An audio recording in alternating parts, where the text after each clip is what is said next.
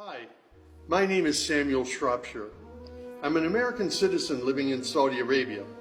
I came here in November 2011, not knowing anything about Islam or the Prophet Muhammad, peace be upon him.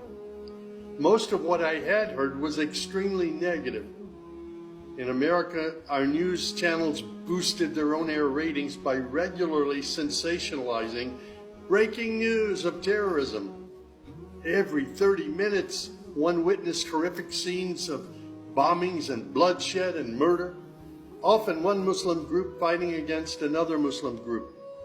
As killings and beheadings took place, there were always the shouts of Allahu Akbar, Allahu Akbar, God is great. I was invited here to Saudi Arabia by Safi Kaskas to work on what was known as the Q Project. Dr. Kaskas wanted to produce a new, easy-to-read American translation for the next generation of young Americans. Since I could not read or speak Arabic, I wasn't doing any translation work.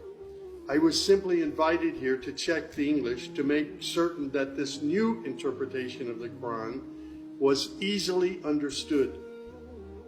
My work, of course, required that I read the Quran over and over again. Well, as you can imagine, having no knowledge of Islam, I had hundreds and hundreds of questions. I was shocked as I read to find that Jesus, peace be upon him, was often mentioned in the Quran. Jesus was presented as one of the greatest prophets. And even the story of the virgin birth was mentioned there. Many of the miracles that Jesus had done, I found them in the Quran. There were even a couple of Jesus miracles mentioned in the Quran that were not mentioned in the Bible. Evenings were mostly spent alone in a bedroom that had been set up for me in Dr. Safi's office. At night, I would stand on the balcony of that building and I would look across a very busy boulevard to a mosque. And I would hear the calls to prayer. I would see men and women coming to the mosque and leaving the mosque. Children were playing football in the mosque parking lot. Except for the minaret, it appeared to me to look like a typical Christian church in America. My heart longed to be in that mosque. I felt compelled by God to go there. A few months later, I got up the courage to walk down the street and to knock on the door of Taqwa Mosque. Now, nobody knocks on the door of a mosque. Normally, they just open the door and they walk right in. But I was not sure how I'd be received, so I stood there knocking until someone came to the door. That person simply said, "May I help you?" I said, "My name is Samuel. I'm a Christian from the United States. Is it okay if I come inside?"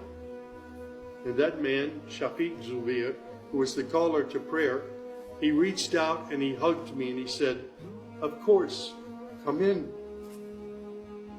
I sat in the back of the mosque during prayer times for 3 days. I didn't understand what was going on.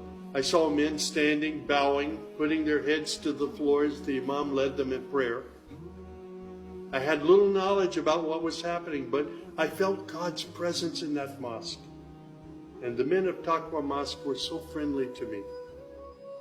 After 3 days, I asked Shafiq if he could teach me the first surah of the Quran, Al-Fatiha. This was a necessary element in praying the 5 daily prayers. I was memorizing sounds, but I didn't know what the sounds meant.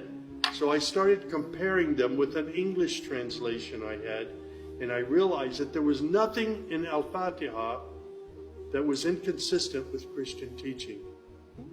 There I read the encouraging words that God was the most merciful, the distributor of mercy and forgiveness.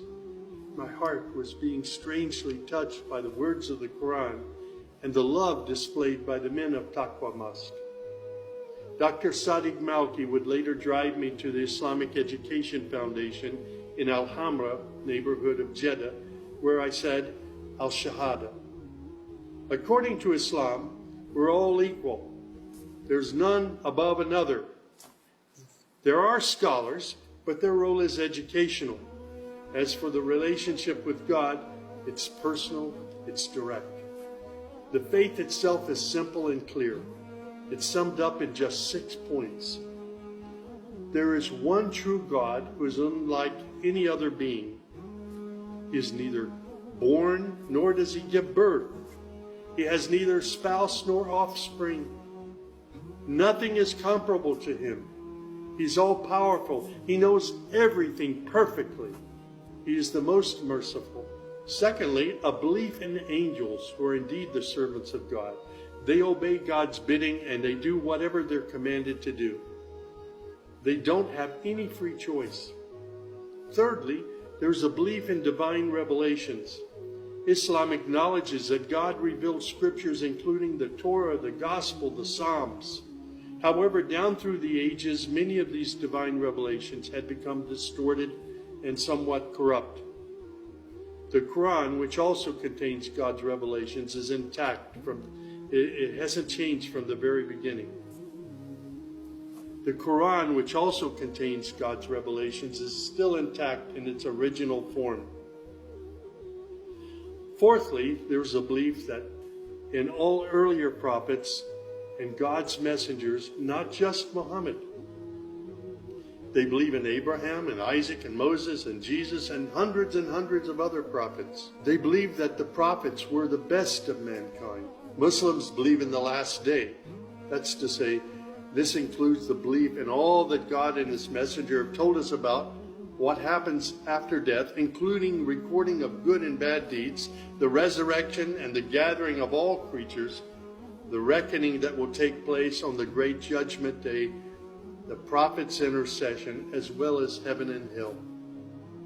Man's ultimate aim will be to save himself on that day. Muslims believe in the divine destiny of predestination. Whatever God wills is certain to take place, and what he has not willed will never take place. This present life is a test for man, and man should endeavor to pass this test. These tenets of faith appeared to me entirely consistent with human nature. And then I asked, how can one become a Muslim? My search showed me that one needs to fulfill 5 specific duties, which are called the pillars of Islam.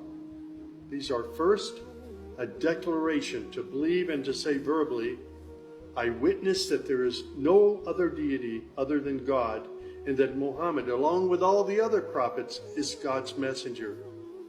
Prayer is an important part of a Muslim's life. Muslims seek to maintain the 5 daily prayers. These are spread out over the day and night. Thirdly, there's the zakat.